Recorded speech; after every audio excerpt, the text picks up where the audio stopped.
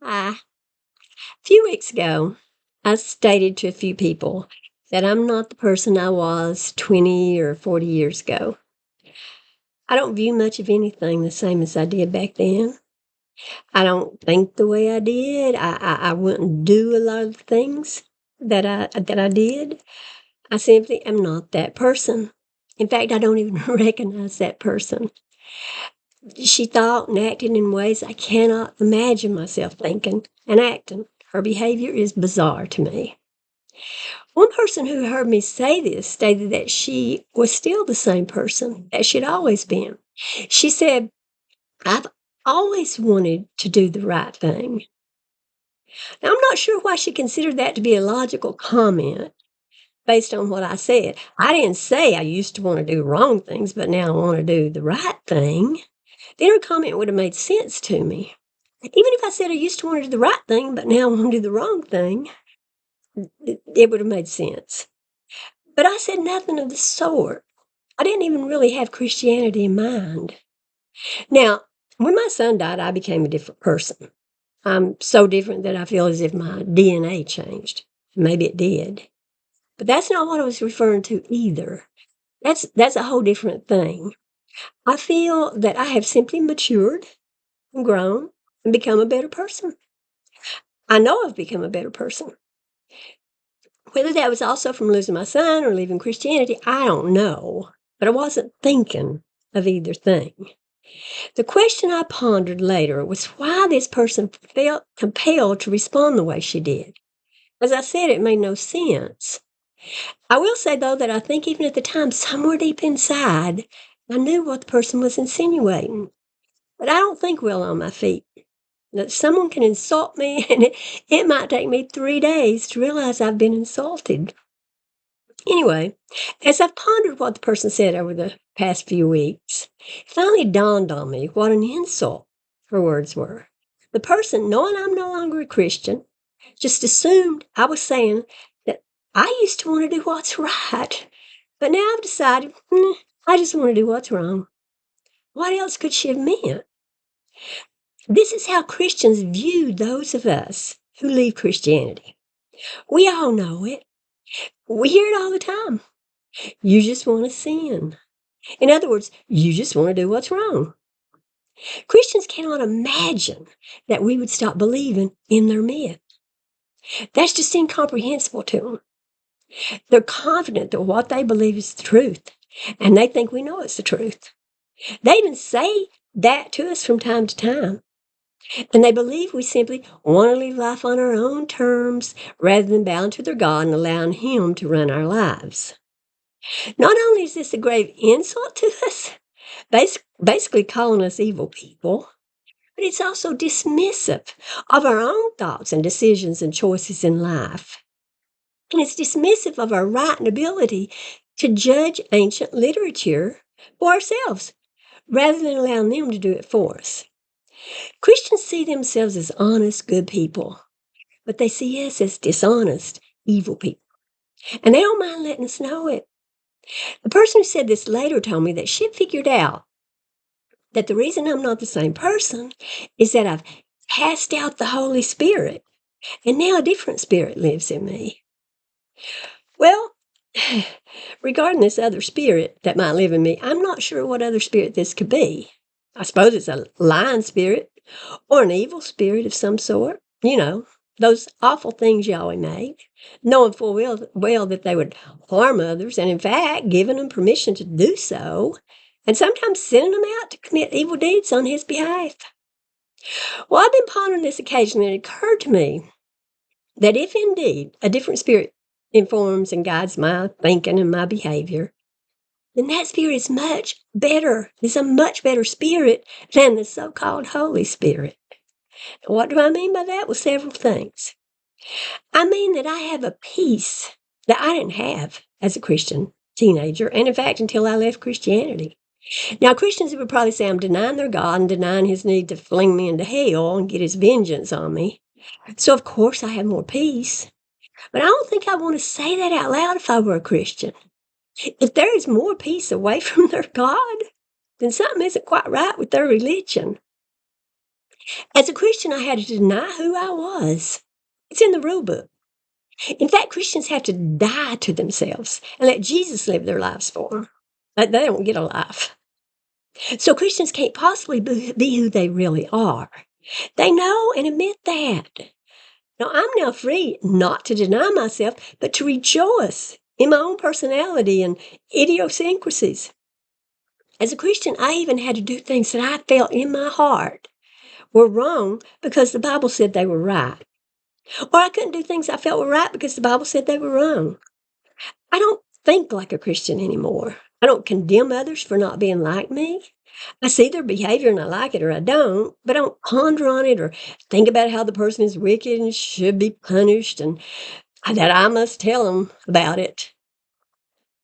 But more important than that, I also don't approve of evil.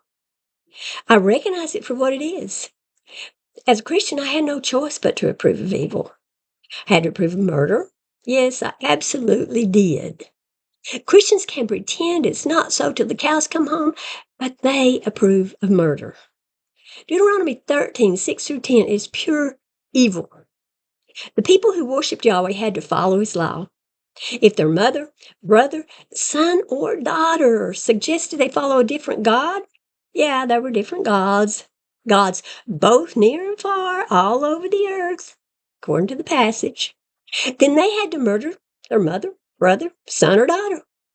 They couldn't pity, spare, or conceal their precious loved one. In fact, they had to be the first to cast a stone. And Deuteronomy 13, 12 through 15 states that if the Hebrews even heard about other gods being worshipped in one of their cities, they were to do a search and find the culprits and murder them. Verse 14 says they were to inquire and make search and ask diligently. Then they were to murder everybody in the city, along with the cattle, if they found these people. It might have been just a few people, but they had to murder everybody in the city. I even had to approve of murdering babies. Seriously, murdering babies, y'all. Christians have no choice but to approve of baby murder.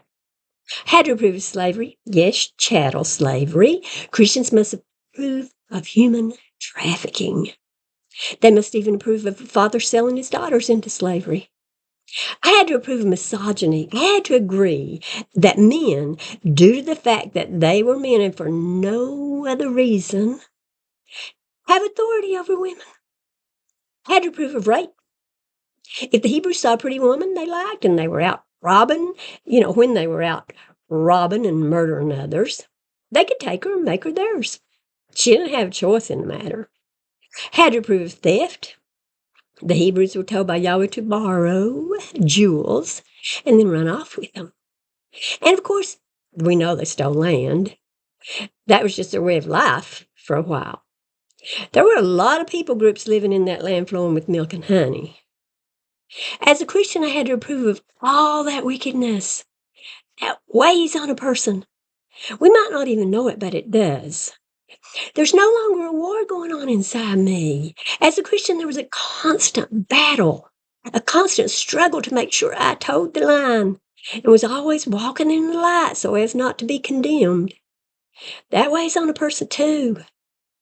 In seeking to obey all the commands Jesus and Paul and whoever else laid out, we can't help but be a contradictory mess because the laws given to us in the Bible are contradictory. I won't say much about that, but we all know it's true. As just one example, we're to love everybody, including our enemies, and be good to them. But on the other hand, we're to hate our family and shun any Christian who doesn't toe the line. I wasn't even supposed to eat with somebody who left the faith, or even another Christian who was a drunk. As a Christian, I had to pretend to know things I didn't know, like that the Bible is inspired by God. Nobody can possibly know that. Yet Christians lie and say they know it to be so. So yeah, as a Christian, I had to lie too. Strangely, it is much easier to do good apart from Christianity. I've heard others who left this cult say the same thing. If today a different spirit dwells in me and is indeed informing my thinking and my behavior, then it's certainly a much better spirit than the so-called Holy Spirit. It's more loving, more humble, more honest, kinder, gentler, less greedy, and less selfish. I have to say, I like the person I am today much better than the person I was as a Christian. I'm glad I was finally able to cast out that spirit of fear, that spirit of wickedness, that spirit that commanded child sacrifice and allowed and approved of buying and selling humans. I'm glad I've left the darkness of Christianity and entered the lovely light of freedom, peace, joy, and love. I'm glad I've cast out the unholy spirit and condone the unholy spirit that caused me to accept and condone wickedness, as well as behave in a wicked manner myself by judging and condemning people simply because they didn't approve of the wickedness contained in the Bible. And yes, that's what it is, pure wickedness. Anybody who approves of that book has to approve of child murder and slavery and all kinds of evil behaviors. I can no longer be that person. I think that whatever spirit might be residing in me today is far holier than the one Christians claim is residing in them. And listen, y'all, don't let Christians sit high and look low at you. They support evil and total depravity. Nothing you're doing or thinking possibly compares to the wickedness that Christians condone. I'll gladly live with whatever spirit is in me now, rather than the one that commands the evil contained in the Bible. Thank you all. Bye.